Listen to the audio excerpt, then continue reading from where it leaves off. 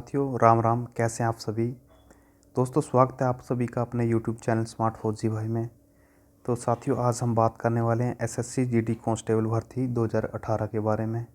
तो दोस्तों जो भी नए कैंडिडेट्स चैनल पर नए विजिट कर रहे हैं उनसे मेरी एक ही रिक्वेस्ट है कि चैनल को सब्सक्राइब कर लें और बेल आइकन ज़रूर प्रेस कर लें, ताकि आने वाली जो भी नई वीडियो होगी उसकी अपडेट सबसे पहले आपको मिलती रहे। तो दोस्तों बहुत सारे कैंडिडेट्स सभी राज्यों से लगभग मुझे यही एक सवाल पूछ रहे थे कि सर पोस्ट प्रेफरेंस बदल सकते हैं या नहीं। जैसा कि आपने थंबनेल पर देख लिया होगा दोस्तों कि 3 सवाल हैं, उनके एक एक करके मैं जो है आपको यहाँ पर रिप्लाई करूँगा और जानकारी दूंगा उनका। ठीक है, सबसे पहले पोस्ट प्रेफरेंस बदलने का मौका दिया जाएगा क्या, और दूसरा SC ST OBC वालों को जनरल में किस आधार पर सिलेक्ट किया गया है, और जो तीसरा सवाल है जो डिस्ट्रिक्ट नक्सल और बॉर्डर दोनों में आते हैं उनका सिलेक्शन किस में होगा पहले।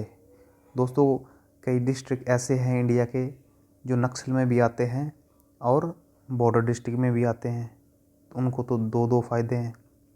तो इन तीनों सवालों के दोस्तों जवाब मैं एक एक करके यहाँ पर आपको दूंगा और विद प्रूफ, ठीक है, प्रूफ के साथ आपको इनका जवाब दूंगा। तो सबसे पहले जो सवाल है आपका, पोस्ट प्रेफरेंस चेंज कर सकते हैं या नहीं, ये सबसे पहले सवाल है। ठीक है, तो दोस्तों मैं नोटिफिकेशन ओपन कर रहा हूँ 2018 का।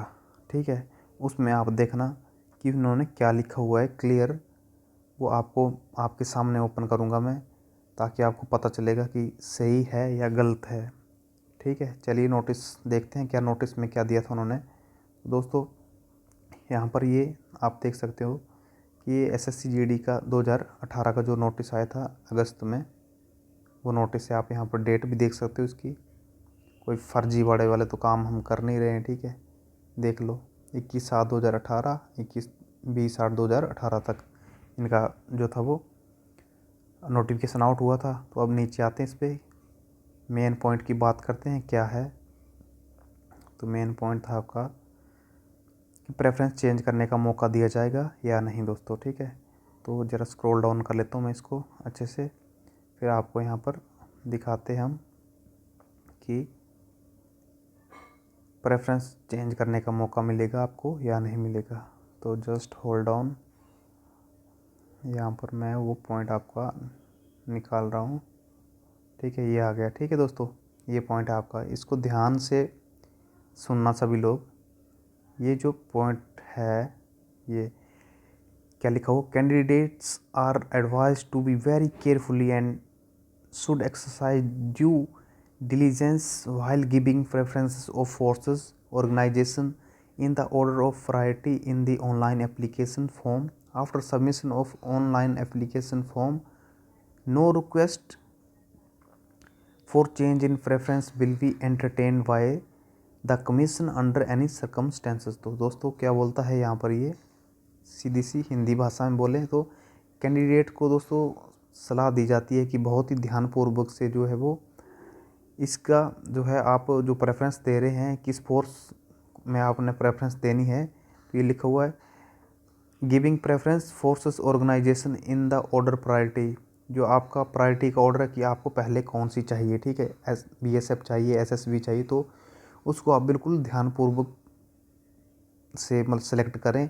In the online application form, जो ऑनलाइन एप्लीकेशन फॉर्म भरा था तब आपने उसको बोला था कि बहुत ध्यानपूर्वक इसको भरें। ठीक है, after submission of online application form, online application form अगर सबमिट हो गया, ठीक है, सबमिट होने के बाद नो रिक्वेस्ट, कोई भी आपकी जो प्रार्थना है फॉर चेंज, बदलने के लिए, इन प्रेफरेंस विल बी एंटरटेनमेंट, जो है आपकी जो पोस्ट प्रेफरेंस बदलने की जो कोई भी जो रिक्वेस्ट है वो आपकी मतलब मान्य नहीं की जाएगी। ठीक है, by the commission under any circumstance, किसी भी परिस्थिति में जो है आपकी जो पोस्ट प्रेफरेंस चेंज करने की जो प्रार्थना है वो मान्य नहीं की जाएगी। ठीक है, तो सीधा सीधा आपको यहाँ पर देखने को मिलता है कि जो पोस्ट प्रेफरेंस है दोस्तों अब किसी भी हालात में जो है वो नहीं बदल सकती। SSC नो चेंज, ठीक है, नो चेंज। तो लग गया इस पहले पॉइंट का आपको पता कि क्या है, ये पोस्ट प्रेफरेंस चेंज हो सकती है या नहीं। तो ये नहीं होगी, नो, 101% श्योर हूँ मैं कि ये नहीं होगी चेंज। ठीक है, अब दूसरे सवाल की बात करते हैं दोस्तों। दूसरा सवाल था आपका SC ST OBC वालों को किस आधार पर सिलेक्ट किया गया है, जनरल में किस आधार पर सिलेक्ट किया गया है। तो दोस्तों बहुत सारे कैंडिडेट्स कमेंट्स करते रहते हैं कि सर ऐसा नहीं है, ये इस तरह से है, ये उस तरह से है, हमें SC ST वालों को जनरल में ही क्यों डाला हुआ है क्या। तो इसका भी मेरे पास ठीक जवाब है। मैं इसी नोटिफिकेशन को पढ़ के दूंगा दोस्तों, आपको कहीं बाहर नहीं ले के जाऊंगा। इसी नोटिफिकेशन में है सब कुछ वो, तो इसी में सब कुछ आपको मैं बताऊंगा कि क्या है, किस तरह किस बेसिस पे जो है वो SC ST को जनरल में डाला गया है। ठीक है, एक कैंडिडेट्स की हमें कमेंट्स आ रहे थे कि सर ऐसा नहीं है वैसा नहीं, तो आपको मैं प्रूफ के तौर पे बताता हूँ दोस्तों। कोई भी ऐसे फर्जीवाड़े की न्यूज़ नहीं देता हूँ, जो नोटिफिकेशन में हो तो वही पढ़ा के मैं आपको वीडियो बना के दिखाता हूँ। और ना ही मैं ऐसे थंबनेल बनाता हूँ कि बाहर थंबनेल में कुछ भी लिख दिया वैकेंसी इंक्रीज़ होगी दोस्तों खुशखबरी, और अंदर कुछ और ही हो। कोई भी थंबनेल मेरा आप उठा के देख लेना, जो एग्जैक्ट जानकारी होगी उसी से रिलेटेड होगा। ठीक है, ऐसे भ्रमित करने वाले थंबनेल नहीं होंगे मेरे कोई भी, ठीक है, चैनल पे किसी भी वीडियो पे। तो दोस्तों SC ST और OBC को किस आधार पर जनरल कैटेगरी में सेलेक्ट किए गए, तो उसके बारे में ये पॉइंट देख लो आप यहाँ पे ये।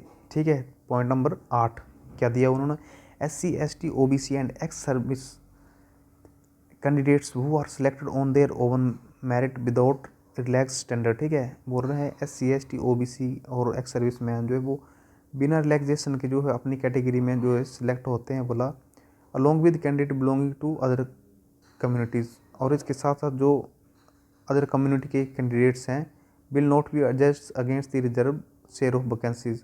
ठीक है, जो अदर कम्युनिटी के जो कैंडिडेट्स हैं will not be adjusted against the reserve share of vacancy, जो जनरल की जो वैकेंसी है उनमें एडजस्ट नहीं किए जाएंगे।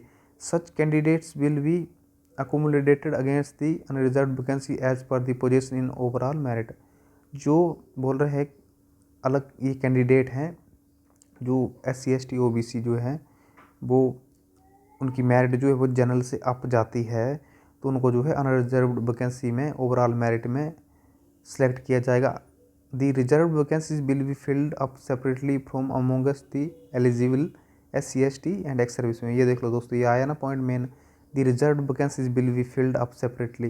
जो रिजर्व वैकेंसीज हैं वो सेपरेटली जो है वो इन्हीं SC ST और OBC और एक्स सर्विस मैन से फिल की जाएगी। और ये देखिए आप 9वां point, SC ST OBC and ex candidate who qualifies on the basis of relax standard wise. बोला SC ST और जो OBC कैंडिडेट्स हैं जिन्होंने मतलब छूट ले रखी है, ठीक है, छूट ले रखी है रिलैक्सेशन स्टैंडर्ड, ठीक है, किसी भी चीज़ में छूट ले रखी हो जैसे age limit, height and chest measurement, experience और qualification permitted number of chances extended zone of consideration larger than what is provided for general category candidates etc।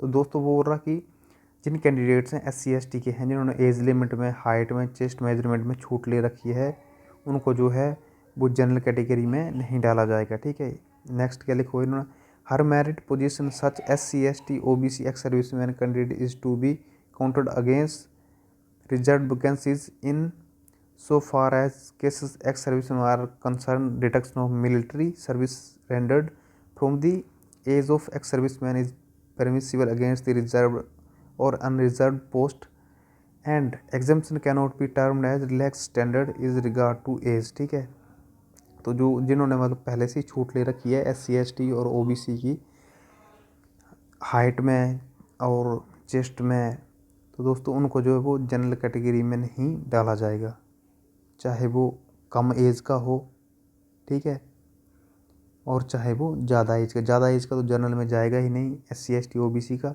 अगर किसी कैंडिडेट के मानो 70 मार्क्स हैं और जो कट ऑफ है जनरल की वो 60 नंबर गई हुई है, वो SC का कैंडिडेट है और उसके 70 मार्क्स है और उनकी कट ऑफ कितनी गई है, 60 गई है, तो उसे डेफिनेटली जनरल कैटेगरी में सेलेक्ट करना होगा।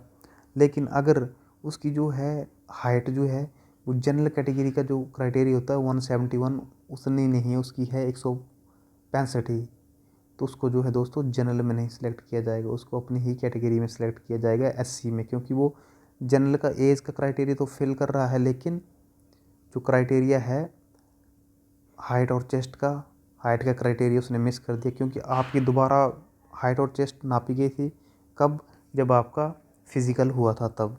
फिज़िकल के टाइम क्यों ली थी, वो इसीलिए ली थी, तो उसी हिसाब से आपका जो है फाइनली ये मेरिट बनाई एसएससी ने डीएमई के टाइम कि इसको किस कैटेगरी में डाला है, उसी बेस पे डाला हुआ है सब कुछ। ठीक है, तो ये पॉइंट आपका क्लियर हो गया आई थिंक। अगर फिर भी समझ में ना आया हो तो आप मेरे से कमेंट करके पूछ सकते हैं। ठीक है, ये क्राइटेरिया है एससी एसटी और ओबीसी को जनरल में डालने का, किस बेस पे जनरल में सेलेक्ट हुए हैं। 2015 में ये रूल नहीं था दोस्तों। 2015 में एससी एसटी ओबीसी चाहे कितनी भी एज का हो, 18 से 23 वाला उसमें मैटर नहीं था। कितनी भी एज हो, अगर उसके जनरल से ऊपर मार्क्स हैं तो उसे जनरल की सीट ले ही लेता था वो। तो एससी एसटी की सीट जो थी वो खाली बच जाती थी थोड़ी, और नीचे एससी एसटी जिसे नेक्स्ट कैंडिडेट होते थे उनको फ़ायदा मिल जाता था इस चीज़ का। इस बार ऐसा नहीं, इस बार एज फैक्टर डाल दिया इन्होंने, और प्लस एज लिमिट और हाइट चेस्ट मेजरमेंट, ये जो फैक्टर इन्होंने ये वाला यहाँ पर हाईलाइट करता हूँ मैं, हाईलाइट ये वाला जो फैक्टर है दोस्तों, ये देखो ये फैक्टर इन्होंने इस बार ऐड कर दिया इसमें। तो ठीक है, ये तो आपको पता चल ही गया होगा आई थिंक। तो अब हम दूसरी बात और यहाँ पर मैं आपको बताता हूँ, जो डिस्ट्रिक्ट नक्सल और बॉर्डर दोनों में हैं उनका सिलेक्शन किस में होगा दोस्तों। ठीक है, जो दोनों डिस्ट्रिक्ट जो है नक्सल में भी आते हैं और बॉर्डर डिस्ट्रिक्ट में भी आते हैं, उनका सिलेक्शन जो वो किस आधार पर होगा सबसे पहले, तो उसका भी मैं आपको विद प्रूफ बताऊँगा। ऐसे टुच्चू पुट्टू जो है वो हम वीडियो नहीं लाते हैं। ठीक है, तो पॉइंट नंबर आप यहाँ पर 10 में देखोगे तो क्या लिखा हुआ है, if a district belongs to border guarding if a district belongs to border guarding area as well as Naxal militancy affected area. अगर बोलते कोई बॉर्डर गार्डिंग डिस्ट्रिक्ट है एज वेल एज, वैसे ही नक्सल मिलिटेंसी अफेक्टेड एरिया भी है वो सेम, क्योंकि उसकी बाउंड्री मतलब फॉरेन कंट्री जैसे बांग्लादेश से भी लगती है और मिलिटेंसी भी है, वो नक्सल अफेक्टेड एरिया भी है। Vacancies will be filled in the order of border guarding area followed by Naxal militancy area. Vacancy जो है वो सबसे पहले बॉर्डर गार्डिंग एरिया की फिल कर दी जाएगी, follow by Naxal militancy area, और साथ में उसके बाद जो है नक्सल मिलिटेंसी एरिया पे फॉलो किया जाएगा कि भाई पहले जो है बॉर्डर डिस्ट्रिक्ट के हिसाब से भरी जाएगी वैकेंसियाँ, उसके बाद जो है वो कैंडिडेट को नक्सल का बेनिफिट मिलेगा। सबसे पहले उसको बॉर्डर डिस्ट्रिक्ट का बेनिफिट दिया जाएगा यहाँ पर दोस्तों। तो ये बात आपको क्लियर हो गई होगी आई थिंक। तो उसका पहले जो है वो सबसे पहले बॉर्डर डिस्ट्रिक्ट में ही काउंट किया जाएगा, उसको बॉर्डर डिस्ट्रिक्ट में ही दिया जाएगा। बहुत सारे कैंडिडेट को होंगे कि नक्सल में है और बॉर्डर का भी होगा उनको, तो बॉर्डर में डाल दिया गया होगा उनको। ठीक है, तो बाकी नीचे पॉइंट है रेजोल्यूशन ऑफ टाई केसेस, ये तो आपको पता ही होता किस तरह से टाई केस को वो डिफ़ाइन करते हैं। ठीक है, तो दोस्तों ये थे मेन आज के पॉइंट आपके। तो आई थिंक कुछ एक जानकारी तो आपको इससे मिली होगी। तो दोस्तों आज की जानकारी में सिर्फ इतना ही, और चैनल पर नए विजिट कर रहे हैं जितने भी कैंडिडेट्स तो उसे सब्सक्राइब कर दिया करो। जैसे आप सब्सक्राइब करते हो हमें भी मोटिवेशन मिलता है कि हम भी नई से नई आपको जानकारी लाते रहें, क्योंकि चैनल से ज़्यादा बंदे जुड़ रहे हैं। तो हमारा भी यही प्रयास रहता है कि अच्छे से और सटीक जानकारी आपको दी जाए दोस्तों। इसमें कहीं भी मैंने आपको कुछ भी देख लो, थंबनेल मेरा देखो आप, थंबनेल पे डिपेंड होता है दोस्तों। बहुत लोगों के मैंने देखा है थंबनेल इस तरह से बनाते हैं कि नहीं रिजल्ट आ गया एसएससी जीडी का, कैंडिडेट देखता थंबनेल यार हाँ आ तो नहीं गया, तो वीडियो ज़रूर देखता। अपने जो थंबनेल हैं सिंपल हैं, पोस्ट प्रेफरेंस बदलने का मौका दिया जाएगा क्या, सवाल है। ठीक है, एससी एसटी ओबीसी वालों को जनरल में किस आधार पर सिलेक्ट किया है। जो डिस्ट्रिक्ट नक्सल और बॉर्डर दोनों में आते हैं उनका सिलेक्शन किस में होगा पहले, विद प्रूफ है। जानकारी आपको मिल गई, जानकारी अच्छी लगी हो तहे दिल से चैनल को सब्सक्राइब कर लो, लाइक कर दो, शेयर कर दो, कमेंट कर दो। आपके हर एक कमेंट्स का रिप्लाई देता हूँ मैं। और बेल आइकन को ज़रूर प्रेस कर लो, बेल आइकन प्रेस नहीं करेंगे तो अगली वीडियो की नोटिफिकेशन कहाँ से मिलेगी दोस्तों। तो दोस्तों चलते हैं, जय हिंद, जय भारत, वंदे मातरम।